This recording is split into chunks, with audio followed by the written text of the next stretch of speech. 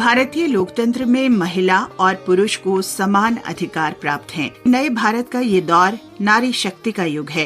स्वतंत्र भारत के इतिहास में पहली बार इतने व्यापक पैमाने पर नारी शक्ति को राष्ट्र निर्माण में योगदान के लिए प्रेरित किया जा रहा है। वर्तमान सरकार ने महिलाओं के लिए विभिन्न क्षेत्रों में अवसरों की तलाश की। प्रधानमंत्री श्री नरेंद्र मोदी ने स्पष्ट कहा कि वे नारी शक्ति और विभिन्न क्षेत्रों में उनकी उपलब्धियों का अभिनंदन करते हैं। महिलाएं पुराने मिथकों को तोड़ रही हैं। आज हमारे देश में पार्लियामेंट से लेकर पंचायत तक अलग अलग कार्य क्षेत्र में महिलाएं नई ऊंचाई प्राप्त कर रही हैं। सेना में भी बेटियां अब नई और बड़ी भूमिकाओं में जिम्मेदारी निभा रही हैं और देश की रक्षा कर रही हैं। गणतंत्र दिवस पर हमने देखा कि आधुनिक फाइटर प्लेन्स को भी बेटियां उड़ा रही है। देश ने सैनिक स्कूलों में भी बेटियों के एडमिशन पर रोक हटाई और पूरे देश में बेटियां सैनिक स्कूलों में दाखिला ले रही हैं। इसी तरह अपने स्टार्टअप जगत को देखें। पिछले सालों में देश में हजारों नए स्टार्टअप शुरू हुए। इनमें से करीब आधे स्टार्टअप्स में महिलाएं निदेशक की भूमिका में है। पिछले कुछ समय में महिलाओं के लिए मातृत्व अवकाश बढ़ाने जैसे निर्णय लिए गए हैं। बेटे और बेटियों को समान अधिकार देते हुए विवाह की उम्र समान करने के लिए देश प्रयास कर रहा है। इससे हर क्षेत्र में महिलाओं की भागीदारी बढ़ रही है। बेटी बचाओ बेटी पढ़ाओ की सफलता को ही लीजिए। आज देश में लिंग अनुपात सुधरा है। स्कूल जाने वाली बेटियों की संख्या में भी सुधार हुआ है। इसमें हमारी भी जिम्मेदारी है कि हमारी बेटियां बीच में स्कूल न छोड़ दें। इसी तरह स्वच्छ भारत अभियान के तहत देश में महिलाओं को खुले में शौच से मुक्ति मिली है। ट्रिपल तलाक जैसी सामाजिक बुराई का अंत भी हो रहा है। जब से ट्रिपल तलाक के खिलाफ कानून आया है, देश में 3 तलाक के मामलों में 80% की कमी आई है। ये इतने सारे बदलाव इतने कम समय में कैसे हो रहे हैं? ये परिवर्तन इसलिए आ रहा है क्योंकि हमारे देश में परिवर्तन और प्रगतिशील प्रयासों का नेतृत्व अब खुद महिलाएं कर रही हैं। सरकार ने देश के भविष्य को संवारने की दिशा में अत्यंत व्यापक पहल की हैं। इनमें जननी शिशु स्वास्थ्य की चिंता, प्रसव के दौरान मातृ सुरक्षा के लिए सहायता प्रदान करना शामिल है।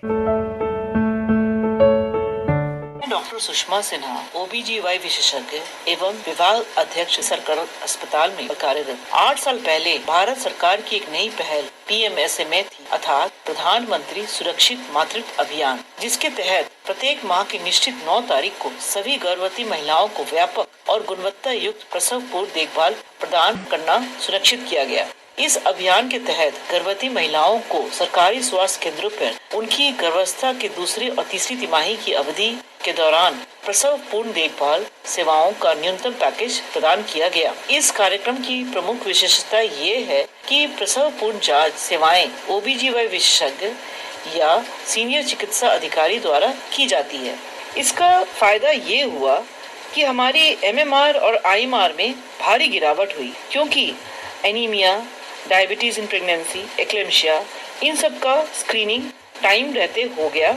इससे काफी महत्वपूर्ण फायदा मिला।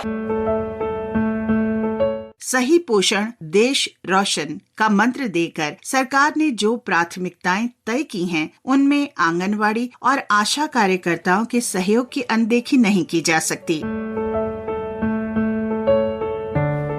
सरकार की उपलब्धि का इससे बड़ा उदाहरण क्या होगा कि आशा कार्यकर्ताओं को WHO डायरेक्टर जनरल के ग्लोबल हेल्थ लीडर्स अवार्ड के लिए चुना गया है। UN ने उनके आउटस्टैंडिंग कंट्रीब्यूशन पे उनको रिकॉग्नाइज किया। PM मातृ वंदना योजना के अंतर्गत मातृत्व लाभ के लिए करीब 10,000 करोड़ रुपए आवंटित किए जा चुके हैं। सुदूर क्षेत्रों की महिलाओं के शौचालय की व्यवस्था को वर्तमान सरकार ने महत्वपूर्ण प्राथमिकता दी। PM आवास योजना, ग्रामीण योजना के अंतर्गत 69% घर या तो साझा तौर पर या फिर अकेले औरतों के नाम किए जा चुके हैं।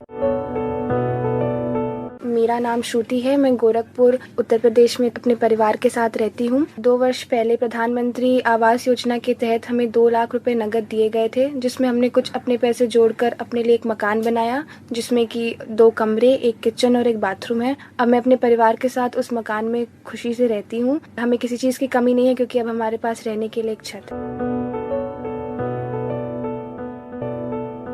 लकड़ी के ईंधन से स्वास्थ्य और आँखों पर पड़ रहे प्रभाव पर सरकार की संवेदनशीलता ही उज्ज्वला योजना लेकर आई। औरतों के लिए रसोई धुआं रहित बने रहे, इसके लिए अब तक कुल 9 करोड़ LPG कनेक्शंस दिए गए हैं।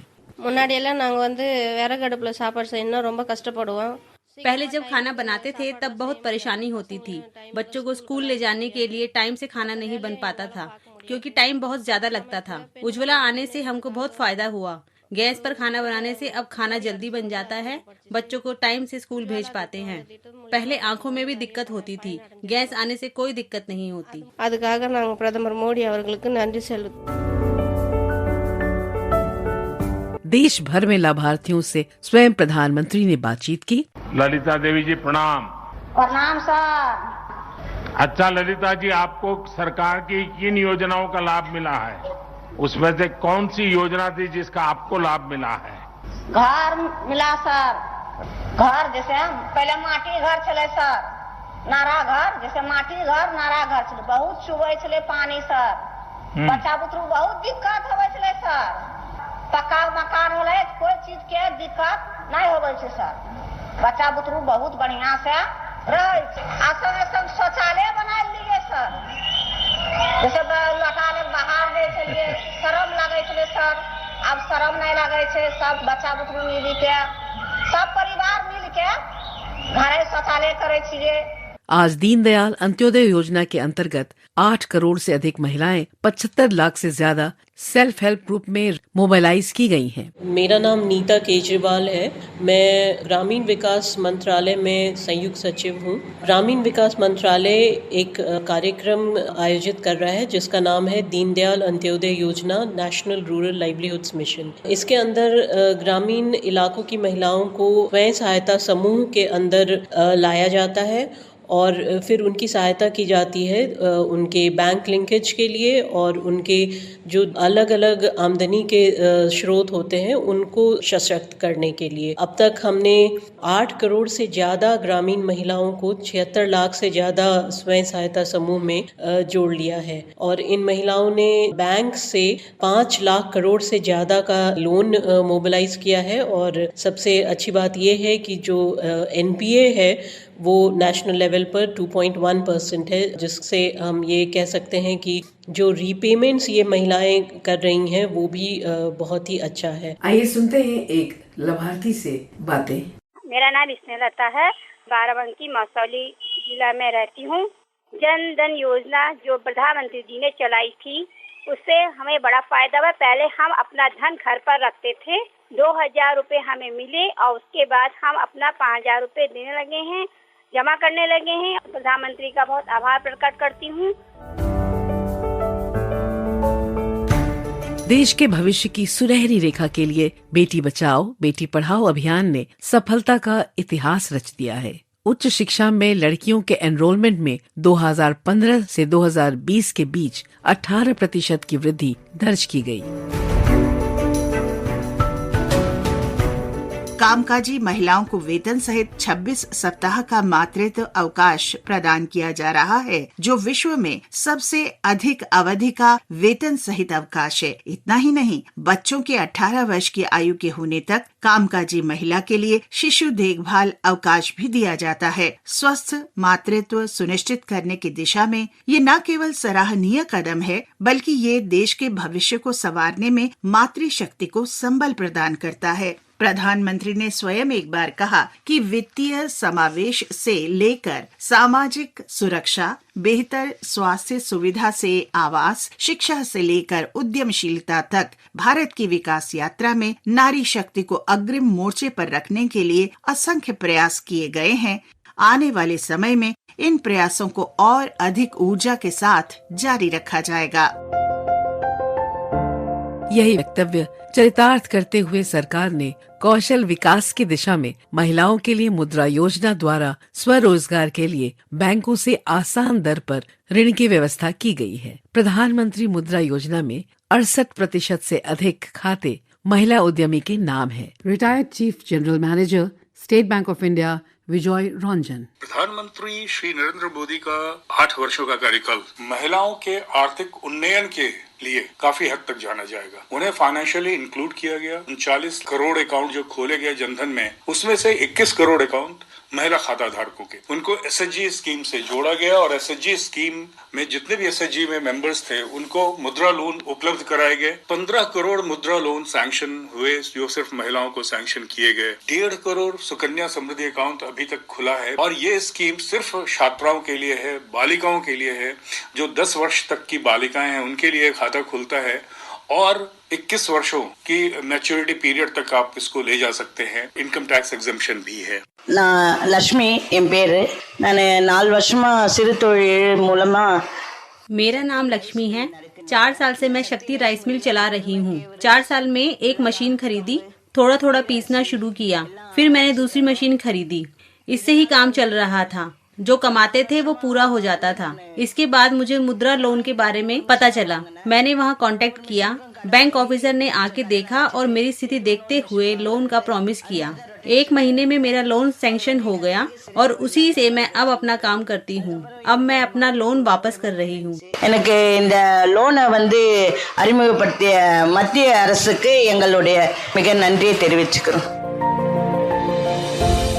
पीएम कौशल विकास योजना में कुल प्रशिक्षित लोगों में 40% लड़कियों के नाम रजिस्टर्ड हैं। वहीं स्टैंड अप इंडिया की अगर बात करें तो इस योजना में 81% से अधिक उद्यमी महिलाएं हैं। इन योजनाओं ने स्वरोजगार की दिशा में आगे बढ़ रही महिलाओं के आंखों में न केवल स्वप्न दिखाए बल्कि सपने पूरा करने के लिए प्रोत्साहित भी किया है। खेलो इंडिया में महिला खिलाड़ियों की भागीदारी में 2018 से 2020 में 160% की बढ़ोतरी दर्ज की गई। प्रधानमंत्री श्री नरेंद्र मोदी बैडमिंटन खिलाड़ी पीवी सिंधु को मोटिवेट करते हुए, अभी तो खेल रही हूँ बट बाद में ऑब्वियसली मेरा पापा सपोर्ट करेंगे तो he will be doing the academy side. तो भाई पहले मुझे इसको आइसक्रीम खिलाना है, मैंने प्रॉमिस किया था उसको। खिलाइए भाई। ये भी फिर डबल मेडल लेके आएंगे। आत्मनिर्भर नारी सब पर भारी की सोच आज देश की महिला शक्ति को उड़ान भरने के लिए आंखों में खुशियों की चमक दे रही है। आज भारत में रजिस्टर्ड पायलट्स में 15% महिला पायलट हैं। अब राजनीति में भी महिला विशेष रूप से रुचि ले रही हैं। लोकसभा में अब तक के इतिहास में सर्वाधिक संख्या में महिला सांसद हैं।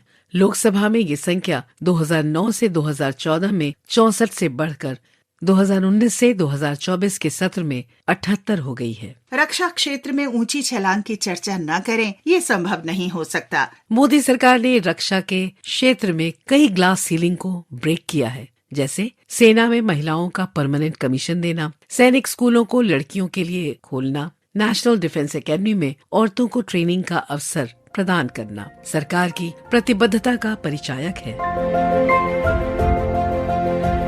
अभी हाल ही में भारतीय सेना की पहली महिला लड़ाकू पायलट बनकर कैप्टन अभिलाषा बरार ने देश के लोगों को एक बार फिर ये एहसास दिलाया है कि आत्मनिर्भर नारी सब पर भारी किसी भी लक्ष्य को पाने में न तो पीछे रही है और न कभी पीछे रहेगी।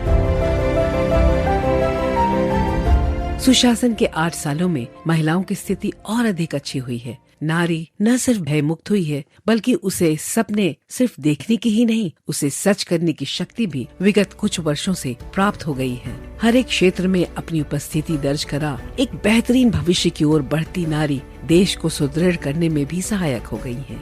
नए भारत की नारी शक्ति को सलाम।